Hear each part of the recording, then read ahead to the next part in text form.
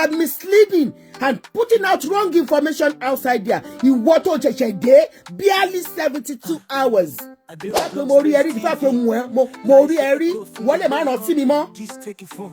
No, ni pe ki ma so toro fún ẹ tàbí tí bá rí bí tó ti ń ṣe nǹkan tí ò dá kí má lè correct ẹ. You want to correct other people, you don't want other people to correct you. You cannot give out what you are dishing out. Oriyomi. Tí mo bá ti tọ́rẹ̀ rẹ bá ti gbẹnu sí mic lọ́dọ̀ mi. Àbẹ́bí rẹ ti gbẹnu sí mic lọ́dọ̀ mi rí. Èrò ọkàn rẹ ni kó ó yá talk to your conscience. Ó fẹ́ máa bínú mi nítorí ẹ̀.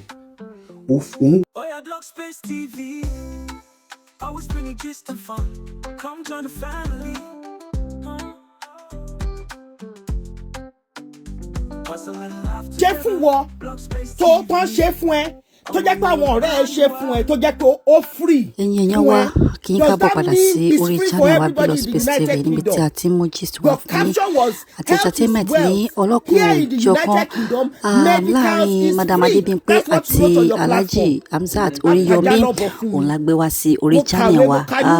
Ẹ ṣàbá ṣàṣìmọ̀ wípé Alhaji Oriyomi wọ́n wà ní London lọ́wọ́lọ́wọ́ so lórí ọ̀rọ̀ medical care kò ṣe medical care so ẹ jẹ́ ká jọ lọ gbọ́ ohun tí Madam Adebimpe fẹ́ sọ àti èsì tí Alhaji Oriyomi tí wọ́n fún àwọn wọ́n lè ṣe ń gbọ́ ẹ má gbàgbé kẹ́ bá wa subscribe àwọn èèyàn wa kẹ́ lè máa rí àwọn update wa lóòrèkóòrè kẹ́ lè bá wa comment kẹ́ bá wa share kẹ́ bá wa like ẹ ṣeun. You are not entitled to public recourse. You are not entitled to public fund. Number one, you are putting yourself at risk. You are putting your visas at risk. Ṣebí mi jáde mo wá sọ fún ẹni kábá náà àwọn tó crop ẹ̀ tó send ẹ̀ sí home office. Àwọn tó invite ẹ wá àti visa ẹ̀ tó bá dọjọ́ mi wọ́n máa deny ẹ̀. Wọ́n á deny ẹ̀ wọ́n ní jẹ́ kó wọ United Kingdom. How can you come in 72 hours in the United Kingdom? Ó dẹ̀ ti mọ̀ ju àwa tá wà bí yìí lọ. I'm talking to you as a professional. Nurse ni mí, mo mọ̀ nǹkan tó ń lọ. Medicals is not free for everybody. Mo dẹ̀ highlighted nínú chat mi àwọn tó free fún ó false nínú category yẹn. Ó false nínú category àwọn tó free fún. You did not. Tó bá mọ̀yàn níbì kan tàbí táwọn èèyàn kan tó bá gbé ẹ bá ṣe ń gbé ẹ gẹ̀gẹ̀ tó gbé ẹ lọ sí medical center kan tó jẹ́ pé bóyá dúdú ló dominate ẹ tàbí pé yá dúdú ló head ẹ tó dẹ̀ bá mi ṣe lè fọ́rẹ́ mi. Does that mean it's free? Does that mean that medical is free?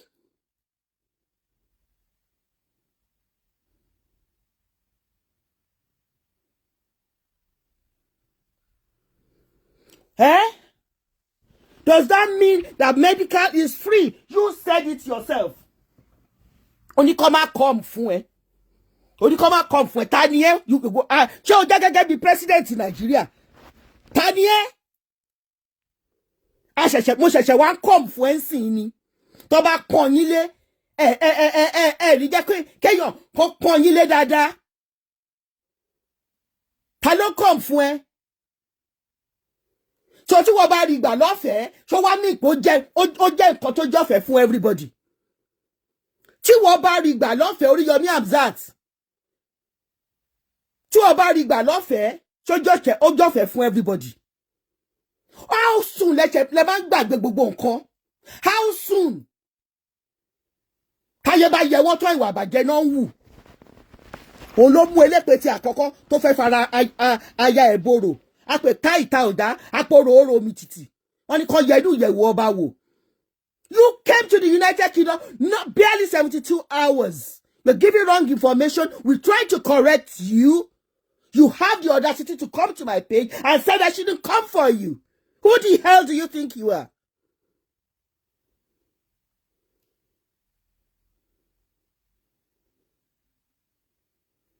Who the hell do you think you are? Oriyomi Hamzat. Who the hell do you think you are? Sheba, what in your toe? What in it? I be what in it? Already now.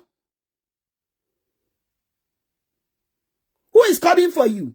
You came to the United Kingdom, not barely 72 hours. You give me wrong information as a blogger, as a professional, as somebody that works in the healthcare system. I'm telling you the reality. And you came under my post and you're writing jargon. Lẹ́yìn ìgbà yẹn ló wá jáde, ló gbọ́wọ́ ẹ̀ sínú machine. Lẹ́ni ẹ̀, ìtúwọ́ bá rí gbà free. Ṣé wọ́n bá ṣe pé free? Wá. Àwọn tó gbé ẹ lọ síbì kan tó fún ẹ ní free. Àwọn ló fẹ́ tú di wọn, ló fẹ́ tú àṣírí wọn. You are not entitled to it. Your visa does not give you. The visa does not give you the permission to use public funds. Your visa does not give you the permission to use public funds. You have to pay.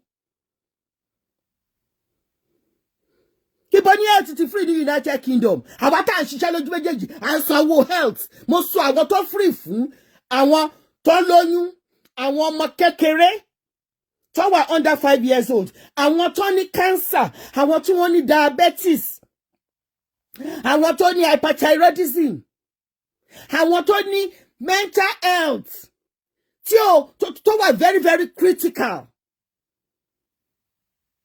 Àwọn ló free fún. How can you now come out boldly and say health is wealth? Yeah, and now said free medicals in the United Kingdom and generalize like that. And then we will be looking at you providing public false information, things that are not true, information that is not true. Oriyomi Hamzat. And then you came under my post. You said, why the insults? Come fún ẹ o. Táyé bá yẹ wọ́n tán, ìwà àbàjẹ́ náà ń wù. Táyé bá yẹ wọ́n tán, ìwà àbàjẹ́ náà ń wù. So, please, má wá lo ohun tó ń lò ní àgídìgbò fún àwọn stark illiterates. Má wá lò fún èmi, Adebimpe, aláṣọ àdúrà. Right? Má wá lò fún mi. Mo mọ ohun tí mò ń sọ. I'm trying to correct you. They might bring false information síta. Àwọn tó help ẹ, má gbé wọn sáyé. Ó jáde síta, you know you have a big platform. Àwọn tó wà lórí platform ẹ wọ́n ju 1.5 million lọ. Wọ́n dẹ̀ wò wọ́n á tún fẹnu sọ. So àwọn tó máa gbọ́, tó rí post yẹn, tó bá lọ wo ibi tí post yẹn reach dé, á ti reach over 5 million people on the social media. You are misleading and putting out wrong information outside there. Ìwọ tó ṣẹ̀ṣẹ̀ dé, barely 72 hours. Ìwọ ló wá sọ nǹkan tó ń ṣẹlẹ̀ ní United Kingdom fún àwa tá a gbé bí, tá a gba páálí wọn, tá a ń ṣiṣẹ́, tá a ń pay tax, tá a ra lé, kì í ṣe lé kan, kì í ṣe lé méjì, kì í ṣe lé mẹ́ta. Má jẹ́ pàtó fún ẹ. Má jẹ́ pàtó fún ẹ. Àwa kọrú nǹkan bẹ́ẹ̀ sí post mi mọ́. Do the needful. Sọ fún wọn, ọ̀rọ̀ àánú gbà o. Àánú lórí gbà. Ṣé accident and emergency ló lọ ní? Ṣé ọ̀dọ̀ GP ló lọ ní? Ó sọ bí tó lọ. Ó lọ sí Alhaji Medical Center. Bóyá Nàìjíríà kan ló ń jẹ́ GP wọn bẹ̀. Bóyá Nàìjíríà kan ni medical director wọn bẹ̀. Tó fún ẹ ní gbogbo facilities yẹn lọ́fẹ̀ẹ́. Ó jáde síta. Ó kọ sí gbogbo àgbáyé pé UK medical services is free. Health is free in the United Kingdom. Who does that? Who does that? Jẹ́ kí n gbọ́. Ó wo visa tó gbé dání ni. Wọ́n ò wo nǹkan tó kọ síbẹ̀ ni. Ó wo visa tó gbé dání. Ó wo nǹkan tó kọ síbẹ̀ ni. Àánú lórí gbà tó bá jẹ́ pé medical bóyá mo ń ṣiṣẹ́ ní GP facilities kan tí mo ní ó yá o GP mi o ọ̀rẹ́ mi ń bọ̀ láti Nàìjíríà ẹ jẹ́ ká fún ní MOT o ká ṣe gbogbo nǹkan fún. Does that mean it's free? This is one of the reasons the British are rioting. Exactly. One of the reasons tó ń riot nìyẹn. Wọ́n ẹ máa wá take over. O jẹ́ within 72 hours tó fẹ́ take over ìjọba ń bí.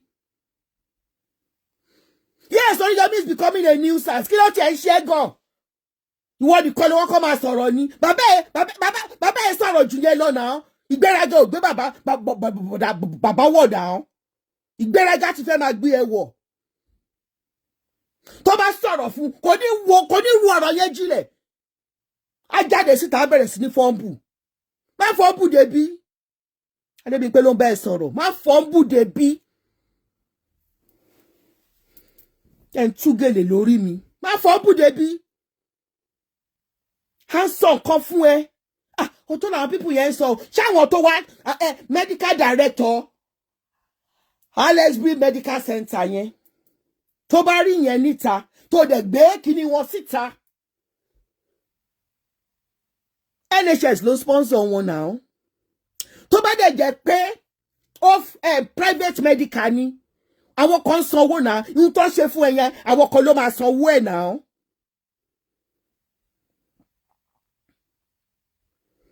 Àwọn kan ló máa sanwó ẹ̀ náà sórí sìn wọ́n ti ń gbé Alhaji medical center wọ́n ti ń gbé wọn sáré. Ó wá Sunday post mi ó wá kan don't come for me o don't come for me ṣó wá máa purọ́ ni nígbà tí wọ́n gbowó lọ́wọ́ òun ṣó wọ́n á sẹ́ pé wọ́n gbowó lọ́wọ́ it's different n tó gbé síta lórí wọ́ọ̀lẹ̀ ó yàtọ̀ sí n tó sọ lẹ́nu tó bá mọ̀ ẹ bá mi dúpẹ́ lọ́wọ́ Ọlọ́run o mo lọ sí Alhaji medical center o àwọn tí wọ́n mọ̀ mí níbẹ̀ wọ́n ṣe free medical fún mi that is it you will not generalize pé United Kingdom has free medical facilities. Wọ́n ṣe fún ẹ lọ́fẹ̀ẹ́ àánú lórí gbà. Àánú lórí gbà. Ṣé tó bá yẹ pé àwọn kan ra tíkẹ́ẹ̀tì àwọn kan ló san owó tíkẹ́ẹ̀tì ẹ̀yẹ àmà sọ dátù ìpò wà bọ́sà pé ọ̀fẹ́ ni wọ́n wọ plane dé United Kingdom o. Exactly nǹkan tó ṣe nìyẹn. Àwa là ń sanwó ẹ̀. Visa tó gbé dání sọ pé kò free fún ẹ. So why do you come out and say it's free? Barely 72 hours in the United Kingdom, you are giving out false information. You are giving out false information. Èmi ò sí, I'm a true sayer. The fact pé mo rí ẹ rí, the fact pé mo rí ẹ rí, ìwọ lè má rántí mi mọ́. Mi ò ní pé kí n má sọ tọrọ fún ẹ tàbí tí bá rí bí tó ti ń ṣe nǹkan tí ò dá kí n má lè correct ẹ. You want to correct other people, you don't want other people to correct you. You cannot give out what you are dishing out. Oriyomi. Ó dẹ̀ bọ̀wọ̀ fágbà. Ewu ló wà lórí mi ìdèrúbọ́ sí o. Mi ò dèrúbọ́ sí. Kékeré ló fi jà kọ bí mi lọ. Ṣó ti yí ẹbẹ́ yẹn. Kékeré ló fi jà kọ bí mi lọ. Oriyomi. Don't come and be saying that. Barely 72 hours in the United Kingdom, you are giving out wrong information. Tó yẹ pé platform ẹ kéré bí platform mi ṣe mo lè fojú di. Mo lè máa sọ̀rọ̀. But platform ẹ tóbi. Ọ̀rọ̀ ẹ dẹ̀ máa rìn. Mo dẹ̀ dúpẹ́ pọ̀rọ̀ tèmi náà máa rìn bí platform mi ṣe kéré mọ́. Ọ̀rọ̀ mi máa rìn ó máa ń débi tó dé. Má jẹ́ kán gbé àwọn tó mọ̀ kán fún ẹ ní free medical facility. Má jẹ́ kán gbé wọn sáré. Má jẹ́ kán gbé wọn sáré. Má jẹ́ kán gbé wọn sáré. Àwa là ń gbé bí. London náà ń pè bí. Bẹ́ẹ̀ ṣe máa ń sọ. London náà ń pè bí. Kì í ṣe Nàìjíríà tẹ́tí ń fi ọ̀rọ̀ kó wọn lómi ọbẹ̀ jẹ. You dish out to people you don't want. You teach people. You educate people. Education is power. Information is power. I'm telling you the information. O fẹ́ gbà. Oyi birikiti. Any why the insults? Ta ni ẹ tó insult yẹ gan tó bá fẹ́ insult yẹ. Tó bá rí mi o máa dọ̀bálẹ̀ ni. Lóde. Bọ́mọ Yorùbá ni ẹ. Ta ló insult yẹ? Ṣé èmi ni mo insult yẹ?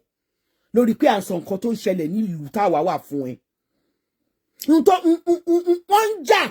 Wọ́n ń jà ara nǹkan tó ṣì kọ síbẹ̀ yẹn ó sì ń fa ìjà lọ́wọ́lọ́wọ́ báyìí. O report yẹn o. O report yẹn. Tẹ̀bádọ́ ẹ máa sọ pé ìlú tó túbà tó túṣẹ́ wọn ìjà wọn ìṣe kankan wọ́n ń jà ń bí. Wọ́n gúnra wọn lọ́bẹ̀ wọ́n wọlé. Wọ́n fi mọ́tò ọmọkùnrin tí wọ́n jó kọ́mọ̀ pé health assistant ni wọ́n lọ sílẹ̀ wọ́n jó mọ́tò ẹ̀ rí yẹn sọ. Kí Oriyomi wá máa kọ́ sórí platform tèmi ipe kébì máa come fún òun. Wọ́n come fún ènìyàn bí wàá educate ẹ. Má jẹ́ kí n bínú sí ẹ. Má jẹ́ kí n bínú sí ẹ. Obìnrin àtẹ̀yìntọ̀ ni mí o. Àtẹ̀yìntọ̀. Má jẹ́ n bínú sí ẹ. Mi rò pé mo insult ẹ lórí platform mi. Mo educate ẹ ni. Tí mo bá ti tọ́rẹ̀ rẹ bá ti gbẹnu sí mic lọ́dọ̀ mi rí. Àbẹ́bí rẹ ti gbẹnu sí mic lọ́dọ̀ mi rí. Èrò ọkàn rẹ ni kó ó yá talk to your conscience. Ó fẹ́ máa bínú mi nítorí ẹ̀. Ó ń wá ìṣubú mi nítorí ẹ̀. Tó dìjẹ́ pé ìwọ kọ́ ló wá gbẹnu sí mic, ìwọ náà ó gbẹnu sí mic o. Nítorí pé Ọlọ́run ò sí lẹ́yìn alábòsí. Ẹni tó gbẹnu sí mic tó ń gbìjà yẹn lọ bí léèrè tí mo jẹ̀bi ẹ̀ ṣé mi ò ṣe dáadáa pẹ̀lú ẹ̀. Ṣé mo fàbòsí sí ẹ ni? Kí ni wàá ń bínú sí nígbà tí mi ò ṣàbòsí? Ṣó mọ̀ pé ẹni tó bá ń ṣàbòsí ẹni tí ó ṣàbòsí sí ó ń ṣàbòsí sí Ọlọ́run. Ọlọ́run kì í sì nífẹ̀ẹ́ sírú èèyàn bẹ́ẹ̀. Kí ló dé tó fẹ́ fa ìgún sílẹ̀ dé ọmọ tiẹ̀? Bóyá èyí táwọn ìyá ti wá ṣe, èyí táwọn bàbá ti wá ṣe làwa ń jẹ. So wá fẹ́ jẹ aburú lára ọmọ rẹ̀ ni. Òpònú kan tún gbé sórí afẹ́fẹ́ pé a journalist in Nigeria telling lies in kìnìkan to gain kìnìkan. Ó gbé sí post ẹ̀. So fẹ́ ṣubú ni. Má parẹ́. Ó gbà wípé gbogbo ènìyàn kọ́ léèyàn máa ń kọlù anyhow. Ó gbà wípé Ọlọ́run ń bẹ lára àwọn kan ju bó ṣe rò lọ ni. Ẹni tó ń tú ìdè onídè, ó ń tú ìdè onídè tí ò mọ̀ rí, ó wá ń sáré àti dè mọ́lẹ̀. Ó kéwé o, ọ̀rọ̀ ò yé ẹ rárá o. Ó ṣe làákàyè kankan. Ó mọ̀ pé ẹni tó bá ń du orí olórí Ọlọ́run máa ń du orí ẹ̀. Ẹni tó ń tú ìdè ẹni tí ò kàn Ọlọ́run kò ní gbà kan dirú ẹni bẹ́ẹ̀ mọ́lẹ̀. Kò tú nítorí owó, kò tú nítorí ipò, ó ń tú nítorí ìfẹ́ ọmọnìyàn tó ní. Má ṣe bẹ́ẹ̀. Ò ní ṣubú o. Ò ní parẹ́ o. Ọmọ rẹ ò ní kó sínú ìgbèkùn o. Ò ní ṣe wàhálà lásán o. Ọmọ rẹ ò ní lùgbàdì ayé o. Ọ̀pọ̀lọpọ̀ ń dààmú lónìí nítorí àṣìṣe àwọn òbí wọn ni. Ọ̀pọ̀lọpọ̀ ń fìtínà lónìí nítorí àṣìṣe àwọn òbí wọn ni. Èyí tó ń rọrùn fẹ́gbẹ́ rẹ̀ ò rọrùn fún nítorí àṣìṣe àwọn òbí wọn ni. Why kí ló tó fẹ́ jẹ conscience ẹ̀? Kí ló tó ń fẹ́ ìbínú Ọlọ́run? Tó bá ti ṣe bẹ́ẹ̀ tẹ́lẹ̀, má ṣe bẹ́ẹ̀ mọ́. Hello. Ẹ kálẹ́, ẹ káàsán ní gbogbo tí ẹ ti ń wò mí. Àìsọ̀rọ̀ yán ọ̀rọ̀ òun ló mú bàbá kan tó sọ̀rọ̀ níjọ́ kìíní àná tó ní ibi tóun bá ti ń tú iṣu sí ibẹ̀ ni kẹ́ máa bá mi fi ọmọ odó sí. Ó tú iṣu sí odó, ẹni tó ń gúnyán tó ń gún iṣu ó gún nínú odó. Ó mú ìkànsẹ́nu, ẹni tó mú ọmọ odó dání ó gbá ọmọ lẹ́nu. Àìsọ̀rọ̀ yanràn nìyẹn. So tíyàn bá ń sọ ọ̀rọ̀ tó bá yán ọ̀rọ̀, pàápàá jùlọ àwọn tó ń gbé ọ̀rọ̀ sí orí afẹ́fẹ́, tèmi náà jẹ́ kan nínú wọn, kò ní fa èdè àìyedè. Tí èèyàn bá dẹ̀ wà tí ó bá jẹ́ pé ó fi pé mo mọ̀yàn gan-an, àwọn èèyàn mọ̀ mí gan-an, mo ń sọ̀rọ̀ gan-an, mo lè ràn gan-an, èèyàn máa ń yán ọ̀rọ̀ ni. Wàá yọ ọ̀rọ̀ wàá yan so that kò ní fa rúkè rúdò tàbí kò ní fa nǹkan tó jẹ́ wípé àwọn èèyàn máa drag èèyàn. Èèyàn ò bá gbé àyájọ́ wá, èèyàn ò bá gbé bíbélì wá kó gbé Ṣàngó, kó gbé Ọya. Irú àwa báyìí àti kọjá yẹn, a dẹ̀ ti ṣe yẹn kọjá lórí ìkànnì yìí. Èèyàn kan ò lè dúnkokò mọ́yàn kan. Ohun tí mo mọ̀ ni wípé even tó jẹ́ tó ní pálí United Kingdom dání, tí o bá gbé United Kingdom at least fún ọdún méjì tó ń pè ní habitual resident, o ò lè gba nǹkan free níbẹ̀. Àwọn exemption kan wà ṣùgbọ́n mo mọ̀ pé o ò sí nínú àwọn exemption yẹn. Tó bá dẹ̀ jẹ́ pé visa ló gbé wá tó fẹ́yàwó tó ṣe settlement gan, wọ́n á kọ síbẹ̀ pé no recourse to public fund.